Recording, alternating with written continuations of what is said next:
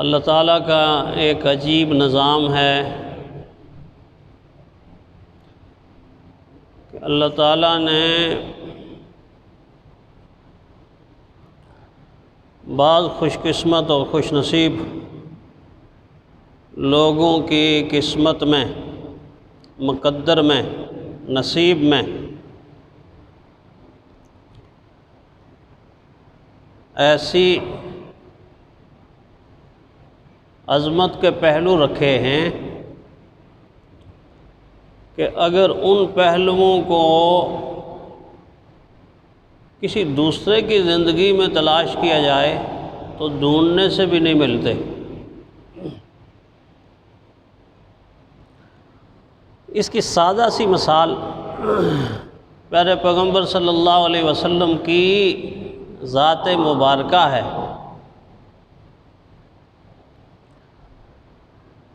کہ آپ کی زندگی کا یہ پہلو کہ آپ نبیوں کے نبی،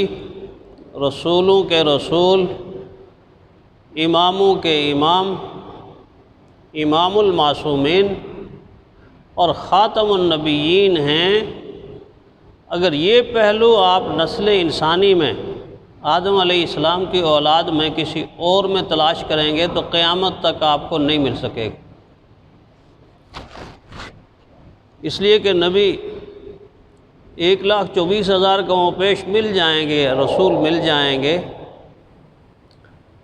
لیکن امام الانبیاء اور خاتم الانبیاء پیارے پیغمبر صلی اللہ علیہ وسلم کے سوا اور کوئی نہیں ملے گا۔ یہ بس اللہ نے اعزاز اپنے حبیب کے لیے رکھا تھا۔ اسی طرح بعض صحابہ کی زندگیوں میں کچھ ایسے اعزاز ہیں، کچھ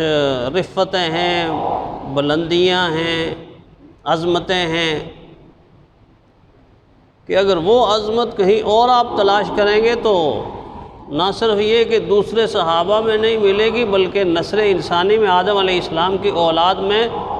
آج تک اور قیامت تک نہیں مل سکے گی۔ آپ دیکھ لیجئے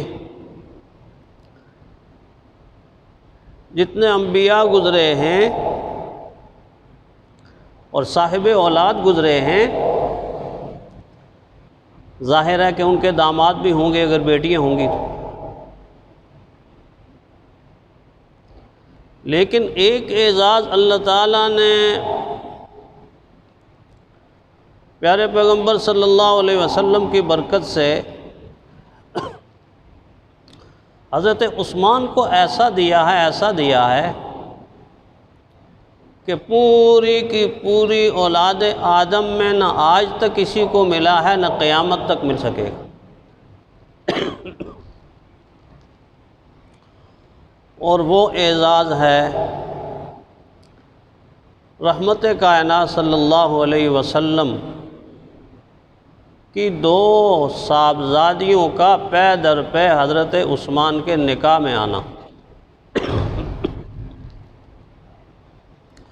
پوری انسانی تاریخ میں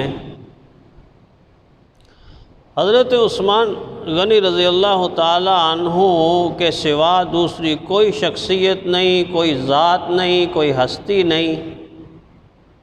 نہ اس سے پہلے ہوئی ہے نہ قیامت تک کوئی آئے گی کہ جس کے عقد میں، جس کے نکاح میں نبی پاک صلی اللہ علیہ وسلم یعنی نبی کی 2 صاحبزادیاں اکٹھی ہوئی۔ یہ اعزاز صرف ان کو ملا۔ ایک اعزاز یہ ہے جس پہ خوش قسمتی اور خوش نصیبی رشک کرتی ہے،